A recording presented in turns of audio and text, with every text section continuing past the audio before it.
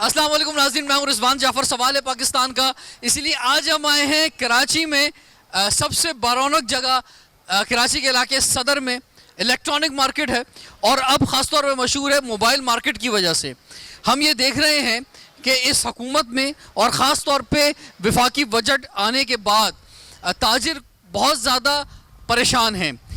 जो टैक्सेस लगाए गए हैं और ख़ास तौर पर इंपोर्ट पर जो टैक्सेस लगाए गए हैं और जिस तरह से टैक्सेस को का निफाज किया जा रहा है, तो ताजिर बहुत मुश्किल के अंदर हैं।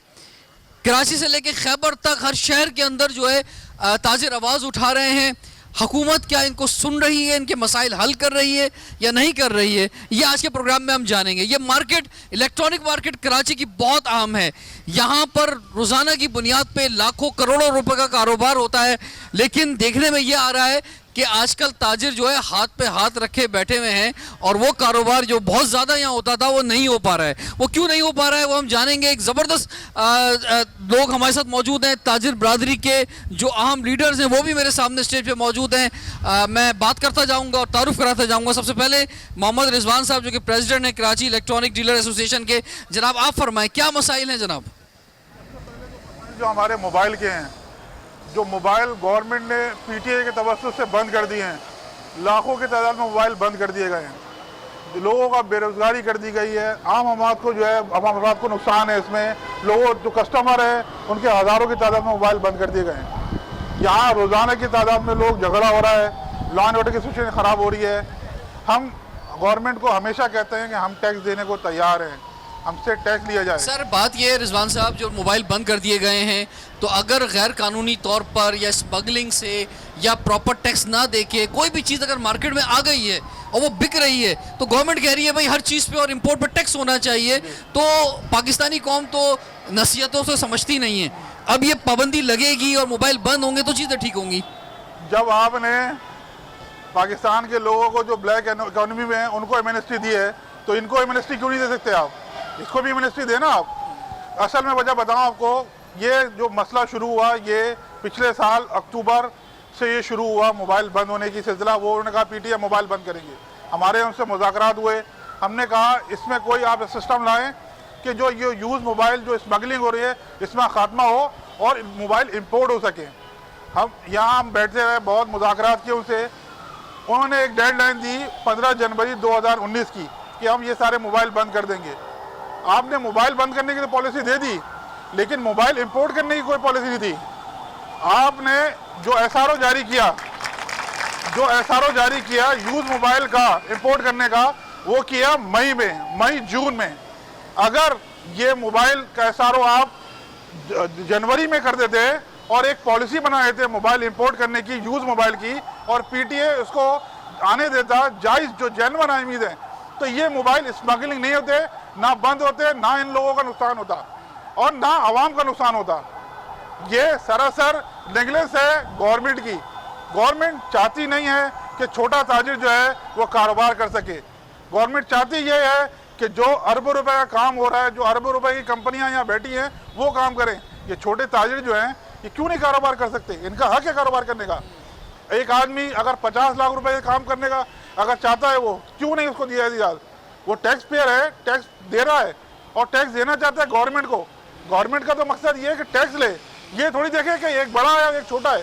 गवर्नमेंट को तो टैक्स लेना चाहिए ना। नहीं ठीक है, गवर्नमेंट टैक्स ले। हाजी नासिर खान तुर्क साहब जो सेक्रेटरी जनरल है कराची इलेक्ट्रॉनिक डीलर्स एसोसिएशन के, सर आपसे हम जानना चाहेंगे, ये फरमाएं कि चीज़ें दुरुस्त कैसे होंगी, क्योंकि बहुत बिगाड़ है। चाहे कस्टम के ज़रिए पाकिस्तान में एक तो बड़ा मसला ये है कि हम खुद कुछ नहीं बना रहे, हमारा मेड इन पाकिस्तान चीज़ें नहीं है। ख़ासतौर पर इलेक्ट्रॉनिक की अगर बात करते हैं, इस पूरी इलेक्ट्रॉनिक मार्केट जो कि पाकिस्तान की सबसे बड़ी इलेक्ट्रॉनिक मार्केट है, जहाँ पर इस वक्त हम खड़े हुए हैं, किसी भी शॉप पे चले जाएं लाखों करोड़ों का माल पड़ा हुआ है और सारा जो है बाहर से आया है। तो ये कैसे आया है, किन चैनल से आया है, इसको उसी वक्त क्यों नहीं जो है वो सही तरह से यहाँ पर मार्केट में लाया गया?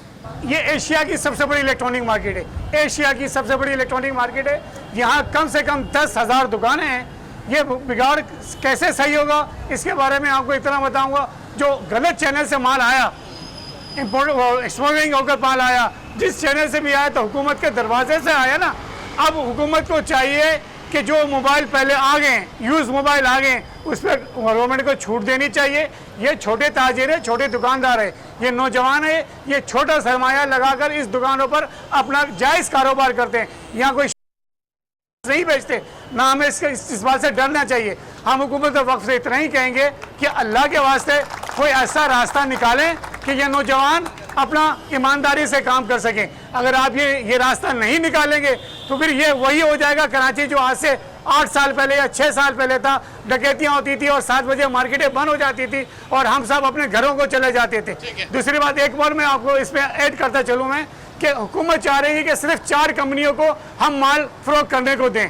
जो कंपनियां टैक्स देकर माल ला रही हैं उससे कम दामों में ये नौजवान बेचते हैं। तो कम से कम इन छोटे ताजिरों को, जैसे अभी हमारे सदर मोहम्मद रिजवान ने कहा 50 लाख की पूरी हमारे पास है, तो उस पर से हमें काम करने देना चाहिए ताकि ये नौजवान उभरें और इस शहर और इस मुल्क का नाम करें। ठीक है, ये बहुत इंपॉर्टेंट इन्होंने बात की और हमने देखा कि पिछले 15 साल 20 साल के अंदर जो एक टेक्नोलॉजी सामने आई और उसमें ख़ास तौर पे मोबाइल फ़ोन जो है तो उसमें बड़ी तादाद में लोग कारोबार में आए। इस मार्केट में आप देखेंगे तो नौजवानों को ख़ास तौर पे बड़ी तादाद में रोज़गार मिला है और उसमें यूज़ मोबाइल जो है बड़ा इंपॉर्टेंट उनका रोल है। मियाँ इलियास अहमद साहब, आप चेयरमैन हैं लाजन कमेटी के और चेयरमैन हैं स्टार सिटी मॉल के कराची इलेक्ट्रॉनिक डीलर एसोसिएशन के। जो मसला आ रहा है वो क्या है? लोग जो आ रहे हैं मोबाइल लेके, मैं भी यहाँ थोड़ी देर पहले आया हूँ तो मेरे सामने भी कुछ लोग मुझे मिले जिनके हाथ में मोबाइल था, मोबाइल बंद हुआ था। तो अगर कोई मोबाइल ख़रीद के यहाँ से जा रहा है और उसका फिर मोबाइल जो है पीटीए बंद कर देती है, वो चाबी उनके पास है। असल में आपको कैसा भी मोबाइल दें वहाँ से उसको ऑन रखना ना रखना जो है वो सरकार के हाथों में है। तो आप ऐसे मोबाइल बेच ही क्यों रहे हैं कि जो कस्टमर आपसे लेके जा रहे हैं और वो बंद हो जाते हैं? अस्सलाम वालेकुम। सबसे पहले तो मैंने आपको अभी थोड़ी देर पहले बताया कि यहाँ ग्राउंड पर हूँ मैं, तो रोज़ की बेसिस पे 4-5 फड्डे हो रहे हैं, जिसकी वजह से अभी आपको मैं मिलवाता हूँ। ये माजूर शख्स है यहाँ खड़ा हुआ है, आपके सामने आया हुआ है, जो 17,000 समथिंग का फ़ोन लेके गया था जिस पे पीटीए अप्रूव्ड है। अब इसकी फ़ोन के ऊपर ड्यूटी इसको लगा के 40,000 रुपये दे रहे हैं। अब ये बंदा किस तरह से 60,000 रुपये पे करेगा? आपने ऐसा मोबाइल बेचा ही क्यों मेरे भाई? मैं इनको उस पर भी आपको बताता हूँ। पहले ये समझाऊँ कि फड्डे जो ग्राउंड पे हमें जो देखने को मिल रहे हैं ना, देखिए हमारे पास ये काम ऑलरेडी चल रहा था, कोई अभी 1-2 महीने से तो नहीं चल रहा, ये पिछले कई सालों से चले जा रहा है। क्या चल रहा था? काम क्या चल रहा था? मतलब ये इसी तरह कि हमारे पास जो माल होता था हम बेचते थे। 25 माल होता था, कहाँ से आता था माल? 25% जो हमारा स्टॉक जो है वो आप कह सकते हैं इनलीगल तरीके से आता था, 75% लीगल तरीके से आता था। लेकिन उसके अंदर जो सिस्टम था वो पुराना चले जा रहा था, अब उसी को हम कंटिन्यू कर रहे हैं। तो एकदम तो नहीं हो सकता, जैसे सिम बायोमेट्रिक थी। नहीं, इल्लीगल जो माल आपके पास आ रहा था, जो आप कह रहे हैं 25%, वो कैसे आ रहा था? देखिए वो स्मगलिंग के थ्रू आता था। स्मगलिंग की इजाजत भी तो पोर्ट पे ही दे रहे हैं ना कस्टम वाले। अगर वो वहीं पर ब्रेक कर दें एयरपोर्ट पे, ड्राई पोर्ट पे या सी पोर्ट पे, तो वो प्रीमिसेस में मार्केट में नहीं आएगा, तो वो रिश्वत लेके वहीं से छोड़ते हैं तो यहाँ आता है। अब यहाँ पर जो लोगों को हरास किया जा रहा है, देखिए एक आम ताजिर जो यहाँ बैठा हुआ है वो डायरेक्ट तो हर चीज़ नहीं ले रहा, तो सिलेक्टेड उसकी। अच्छा, ये जो इलीगल माल आता था क्या ये अभी भी आ रहा है या बंद हो गया? ये बात अभी नहीं आ रहा और काफ़ी टाइम से नहीं आ रहा। जो माल यहाँ डंप पड़ा हुआ इस वक्त, जो हमारा क्राइसिस है ना, वो ये है कि जो हमारे मोबाइल यहाँ डंप पड़े हुए, किसी के पास 20 लाख का, किसी के पास 10 लाख का, किसी के पास करोड़ों रुपए का मोबाइल। जो मसला 25% मोबाइल का है अभी कि जो किसी ना किसी तरीके से मार्केट में आ गया। थोड़ा मुझे आपको समझाने दे। देखिए हमारे पास इस वक्त जो मसला है ना दुकानदार का, वो ये कि इनके पास एक छोटा सा कैपिटल है, 40 लाख 50 लाख पर के हिसाब से तो करोड़ों अरबों रुपए का हिसाब बनता है और ऑल पाकिस्तान। तो जो छोटे छोटे लोग ताजिर हैं, अब उनके साथ मसला ये हो रहा है कि वो उधार पे भी माल बेचते हैं। किसी का 10 लाख रुपए का उधार है और किसी का 20 लाख रुपए का माल पड़ा हुआ है। अब उनके पास लिक्विड नहीं है, अब वो काम कैसे करें? गवर्नमेंट एमनेस्टी दे, उनको एक रास्ता दे कि भाई ये आप 4,000 रुपये पे करें या 3,000 रुपये टैक्स दें और अपना माल क्लियर करें। पर भी गलत नहीं है, दुकानदार भी गलत नहीं है। अब क्या है, अब इसका जो सोल्यूशन है, हम अगर इनको पीटीए के ऑफिस भेजते हैं तो एक गरीब आदमी को 20,000 के फ़ोन पे 40,000 रुपये का टैक्स दे देता है। और एक तो ये हो गया फड्डे का रीजन। चलिए मैं कस्टमर्स को देखता हूं। कस्टमर्स यहां पे मैं जरा आपको कंप्लीट कर दूं। देखें अब इसके अंदर जो हमारे पास जो प्रॉब्लम दो आ रही है, एक आ रहा है टैग और टाइप अप्रूवल, ठीक है। ये लिखा हुआ भी मैंने देखा कि आपने कहा कि सही है। टैग और टाइप एक तो हमें काम करने नहीं दिया जा रहा, फर्स्ट एक तो ये हो गया। दूसरा ये कि हमारे पास जो टोटल हमारा कैपिटल देखिए है, हुकूमत तो चाहेगी ना कि यहाँ पे जो भी मोबाइल आए वो प्रॉपर हो, टैक्स उसमें दिया हुआ बिल्कुल, हो, बिल्कुल है। अब मोबाइल यहाँ पे सेल हो रहे हो। बिल्कुल ठीक है। देखिए हमें एसआरओ बिल पास हुआ है यूज मोबाइल का, जो पहले नहीं था, लेकिन वो मिला है, तो उसको कंटिन्यू तो करना है ना हमने। अब अगर हम आप हमको रास्ता देंगे, आपने टैग और टाइप अप्रूवल डाल दिया जिसकी कोई रीजन ही नहीं है, ऑलरेडी टेस्टेड फोन है जो अमेरिका से, दुबई से, बाहर से आ रहा है, उस पर एसआरए मेडिकल या रेडियो या ईएमआई का क्या टेंशन है।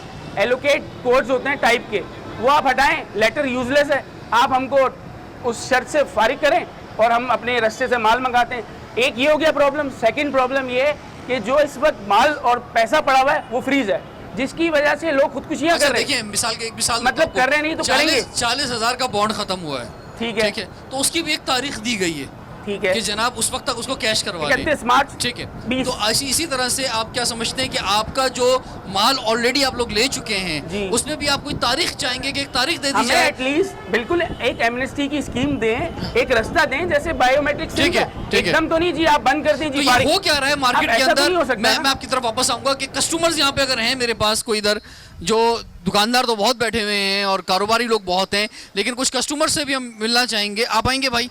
आप अपना मोबाइल लेकर अभी आए थे, थोड़ी देर पहले मुझे मिले आप, तो फरमाएं क्या हुआ? आपने यहाँ से मोबाइल ख़रीदा तो क्या हुआ जी? अस्सलाम वालेकुम सर, मैं आया था इधर सदर में मोबाइल लेने के लिए, जनवरी को आया था ना, तो उन्होंने 3 महीने तो मैंने मोबाइल चल के तस्दीक शुरू था, 3 महीने गवर्नमेंट ने बंद कर दिया। फिर मैं गया पीटीए दफ्तर, ये जन अस्पताल जो दफ्तर है ना, उन्होंने जब लिंक दिया तो मैं लिंक चाहिए 40 रुपये टैक्स आया होता, 17,500 40 रुपये टैक्स आया। और मोबाइल आपने कितने अमाउंट का खरीदा था? 17,500 रुपये का। 17,500 के मोबाइल है, 40,000 टैक्स, तो दे दिया आपने 40,000 टैक्स? फिर हम कहाँ से दे? हम 1,000 रुपये नहीं दे सकते, हम 17,500 कहाँ से दें? 40,000 कहाँ से दे?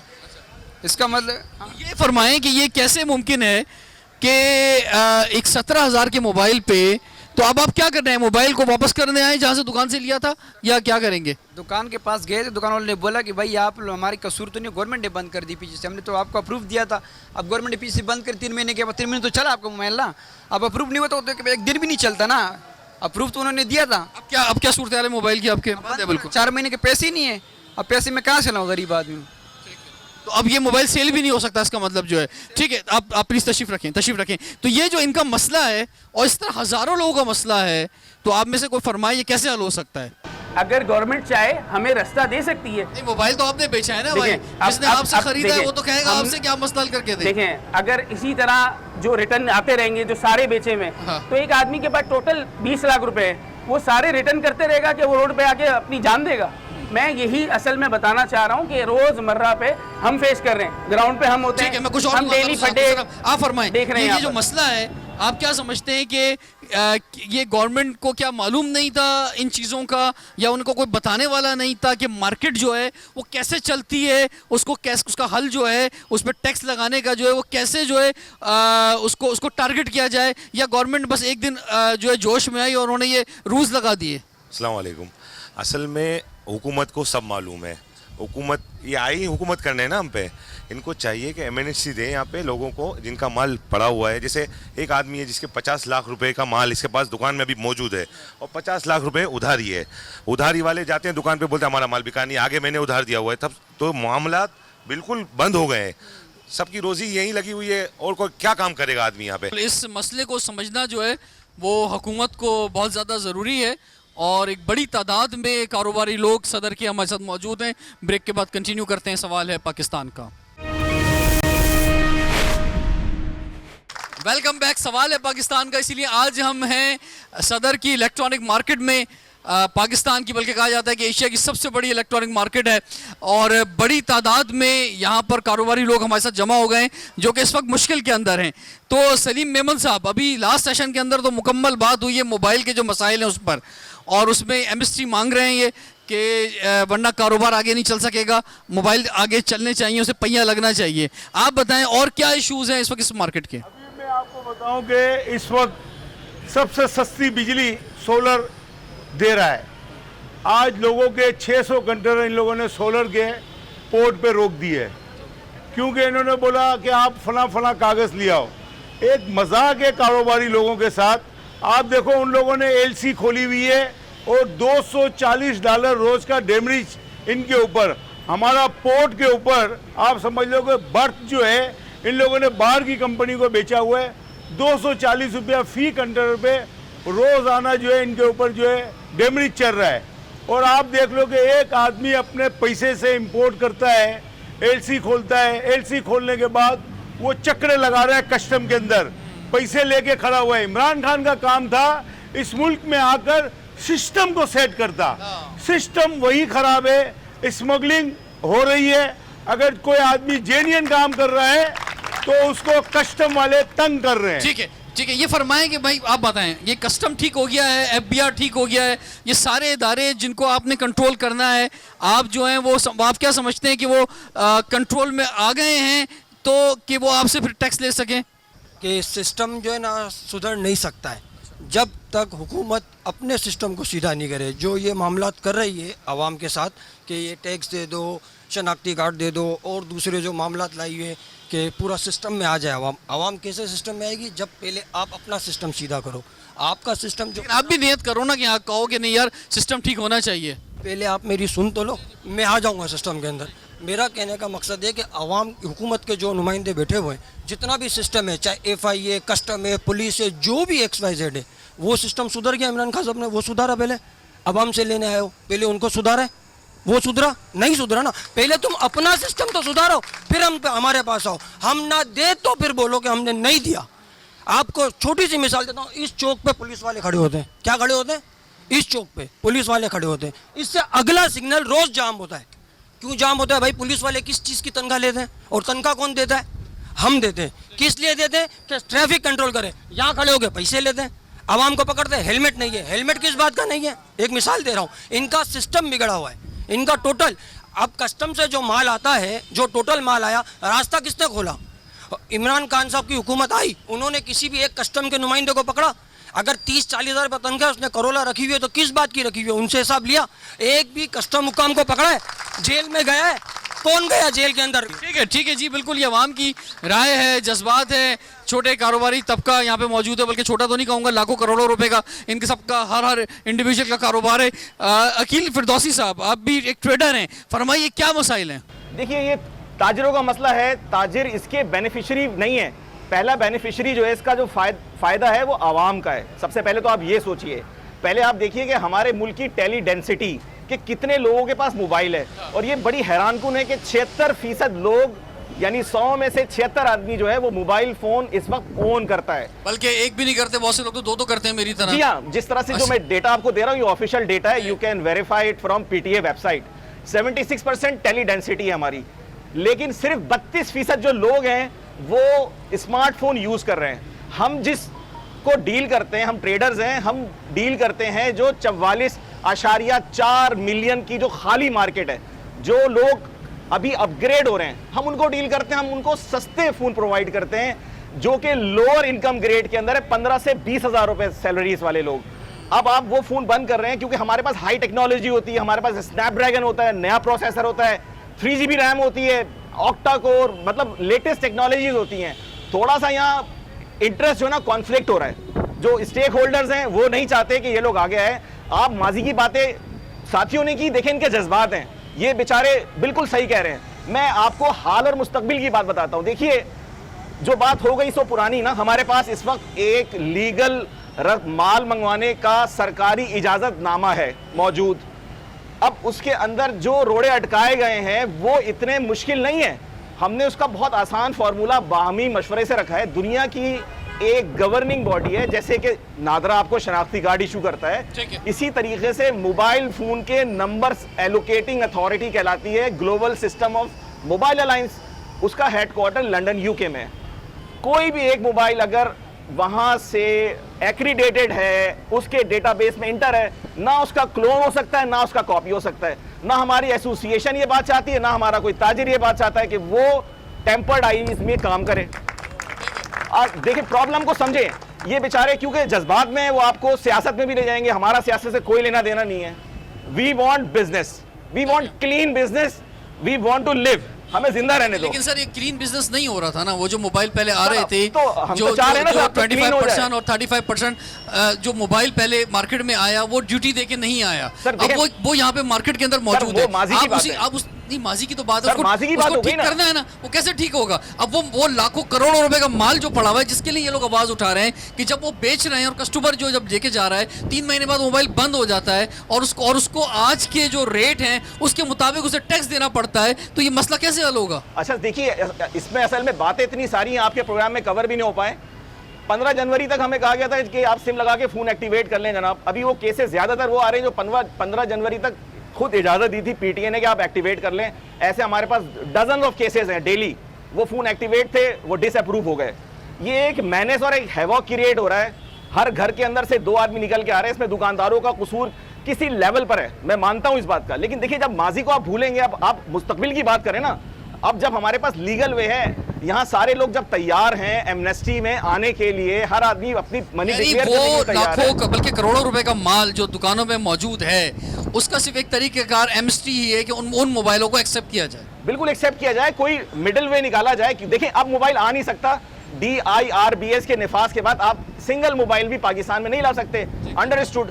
तो जो एग्जिस्टिंग है उसको आप रेगुलराइज करें, कोई टैक्सेशन का कोई मिडिल वे निकालें, कोई दरमियानी रास्ता निकालें, और जो काम है वो जो बिल्कुल अब ब्रेक जो लग गई है। 17,000 के मोबाइल पे 40,000 रुपए टैक्स है। ये तो देखिए सर, ये वैल्यूएशन के मसले हैं, उनसे हमारी बातचीत ये नहीं कहूंगा कि नहीं हुई है, हुई है।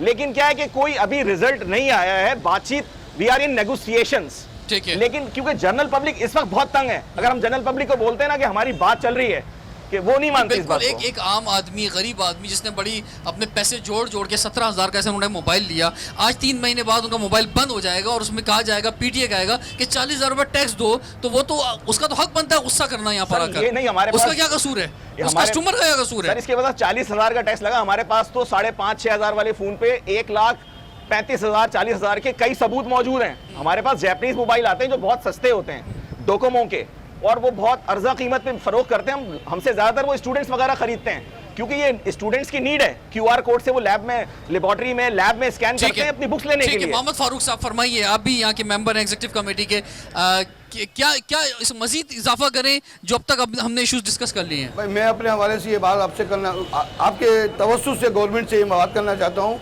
कि आपने हमारे ऊपर टर्नओवर टैक्स है ना 1.5% लगाया है, जबकि हम अगर कोई फ्रिज, एयर कंडीशन वगैरह की जो हमारा प्रॉफिट मार्जिन है वो 500,000 रुपये, तो दुकानदार वो किस तरह से 1.5% जो है टर्नओवर टैक्स देगा?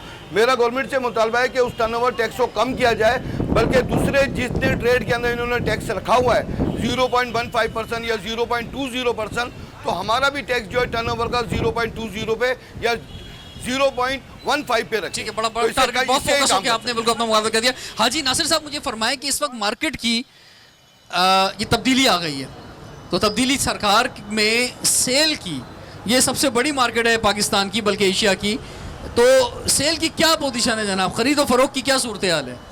रिजवान भाई, पहले तो ये कहूँ, आपने क्या कहा तब्दीली आ गई, ये तब्दीली का नारा हमें बर्बादी की तरफ ले गया अब तक। इस वक्त कराची की जो सूरत हाल है, लोग फाका कश है, जो लोग ज़कात दिया करते थे आज वो ज़कात हमसे मांग रहे हैं। आपने कहा था कि कस्टम के हुकाम के वहाँ से ये कैसा सही होगा? ये माफिया है, ये कभी सही नहीं हो सकता। इमरान साहब को चाहिए कि जो 10 लाख नौकरियाँ दे रहे थे वो 10 लाख नौकरियाँ हमें नहीं चाहिए, हमें 1 लाख जो यहाँ के नौजवान बच्चे हैं जो इस वक्त मोबाइल का काम कर रहे हैं, जो इस वक्त ठेलों पे काम कर रहे हैं। कराची के अंदर कई मोबाइल मार्केटें हैं, आप बताइए वो लोग बेरोजगार हो गए, उनके साथ उनके माँ बाप हैं, उनके छोटे बच्चे हैं। ऐसा ना हो कि 1 लाख 10 लाख नौकरियों की जगह ये 1 लाख लोग बेरोजगार हो जाएं। तो इमरान खान को चाहिए कि जो अपना IMF का बजट पेश किया है वो पाकिस्तान का बजट पेश करें। हमने इस मुल्क के लिए काम करना है। अगर पाकिस्तान है तो हम हैं, और अगर ये पाकिस्तान नहीं है तो ना इमरान खान है ना ये नौजवान बच्चे हैं। तो लिहाजा इमरान खान को चाहिए हमारे लेवल से, हमारी एसोसिएशन के, हमारे मोबाइल मार्केट के, हमारे सदर रिजवान साहब से हमारे से मुज़ाकरात करें, हमें बुलाएं और हमारी तकलीफ बने। आपको रास्ता देना पड़ेगा, वो मोबाइल जो हमारे पास बेड पड़े हुए हैं उसके लिए आपको रास्ता देना पड़ेगा, चाहे 6 महीने में दें चाहे 2 महीने में दें। अगर आप ये रास्ता नहीं देंगे तो ये लोग बेकार हो जाएंगे। रिजवान साहब आप फरमाएं, कि गवर्नर सिंध से आपकी मुलाकात हुई, फिर उसमें आप लोग हड़ताल पे जा रहे थे, फिर आप हड़ताल पे नहीं गए, फिर आपको 1 महीने का जो है आपको कहा गया कि 1 महीने तक कोई टैक्स नहीं लगेगा और वज़ीर आज़म से बात करेंगे, चेयरमैन FBR से बात करेंगे, आपके मसाइल हल करेंगे। तो गवर्नमेंट ने जो आपको तसल्लियाँ दी या गवर्नर ने जो तसल्लियाँ दी, तो उसका क्या रिज़ल्ट निकला है? आपको बताता चलूँ मैं, हमने पूरे कराची ताजिर एक्शन कमेटी के तवज्जुह से स्ट्राइक की कॉल दी थी 8, 9, 10 को। हमें संडे के दिन गवर्नर साहब ने बुलाया, हमारी बात कराई FBR के चेयरमैन से, और गवर्नर साहब इसमें ज़ामिन थे कि हम आपका मसला हल कराएंगे FBR के चेयरमैन से। जब प्राइम मिनिस्टर साहब आए गवर्नर साहब के गवर्नर हाउस में, तो हमारी मीटिंग कराई गई FBR के चेयरमैन से। हमने उस वक्त भी कहा था कि हमारे जायज़ मुतालबात अगर नहीं हल होते, हमारे मुज़ाकरात कामयाब नहीं होते, तो हम स्ट्राइक पे जाएंगे। हमने मुज़ाकरात का दरवाज़ा ख़त्म नहीं किया, मुज़ाकरात किए, वहाँ बैठे, उनसे बात की और अपनी बात बताई, जायज़ बताई उनको। उसमें उन्होंने हमको मोबाइल के सिलसिले में ये तसल्ली दी कि हम इसकी ड्यूटी कम कर रहे हैं, और जो ये आपका मोबाइल जो बंद हुए हुए हैं या जो ये PTA बंद कर रहा है, इस सिलसिले में इसका SRO जो है मिनिस्टर ऑफ कॉमर्स निकालेंगे इसका SRO। तो उस वक्त SRO मिनिस्टर साहब मौजूद थे ऊपर, उनको ये चाहिए था कि वो आते हमसे बात करते।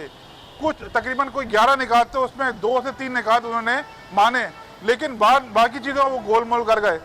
और सबसे पहले ये बात कही जा रही है 11 में से 10 मान लिए उन्होंने। नहीं, 10 निकात कोई नहीं माने। अच्छा। जो बात सच है वो बात करूंगा मैं, आपको गलत बयानी नहीं करता मैं आपको। ठीक है। तकरीबन 2 से 3 उन्होंने निकात माने।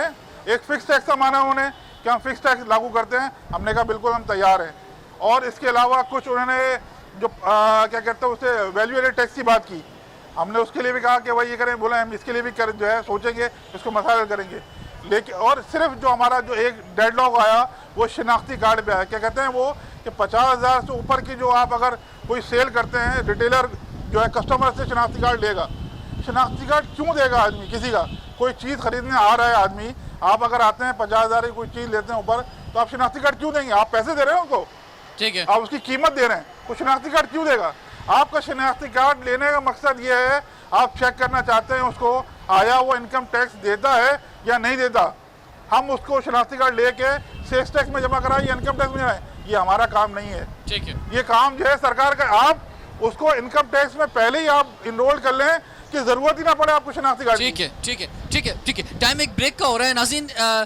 हुकूमत के जो इनिशिएटिव हैं फाइनेंस के हवाले से, टैक्स के हवाले से, पाकिस्तान की इकॉनमी के हवाले से, और ख़ास तौर पे जो बजट पेश किया गया उस पर अवाम और ख़ास तौर पे ये बड़ी तादाद में जो कराची के बड़े ताजिर सारे मेरे साथ मौजूद हैं, ये किस हद तक मुतमईन है, कैसे देख रहे हैं इस बजट को और इस सरकार को, तो इनसे हम जानेंगे। और ख़ास तौर पे इनकी सेल पे क्या फ़र्क पड़ा है और आगे इनकी सेल जो है या कारोबार जो है वो किस जगह पे जाने वाला है, इनसे हम पूछेंगे ब्रेक के बाद। सवाल है पाकिस्तान का।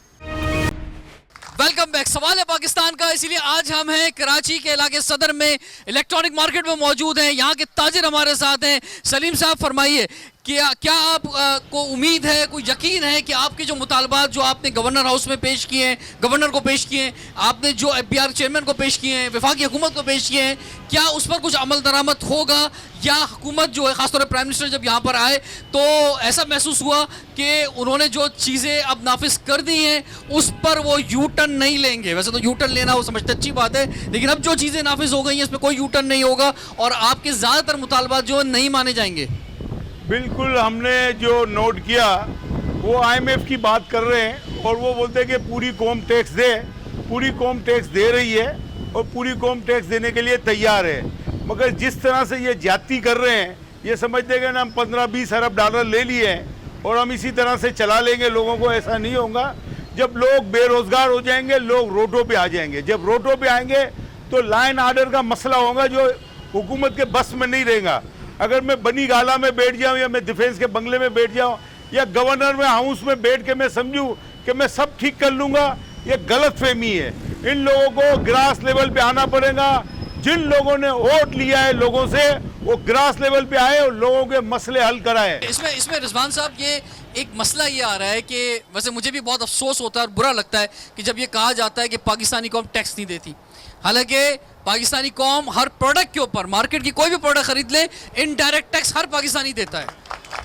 पेट्रोल पर अमीर आदमी गरीब आदमी बराबर टैक्स देता है और बहुत ज़्यादा टैक्स देता है। इसी तरह हमारे जितने यूटिलिटी बिल्स आते हैं उन पे देता है। लेकिन अब जो बात हो रही है वो डायरेक्ट टैक्सेशन की बात हो रही है और उसमें कारोबारी तबका बड़ा इंपॉर्टेंट है। तो अब एक तासुर ये भी जा रहा है, ये आप लोग जो एहतजाज कर रहे हैं, मुतालबात कर रहे हैं, तो तासुर ये भी जा रहा है कि आप लोग शायद टैक्स देना नहीं चाहते प्रॉपर। मैं आपको बताया चलूँ, जब प्राइम मिनिस्टर साहब जो है वज़ीर आज़म नहीं थे, जब वो एहतजाज करते थे, वो कहते थे ना मैं टैक्स दूंगा, ना मैं पानी का बिजली का बिल दूंगा। हम तो कह रहे हैं हम टैक्स देंगे।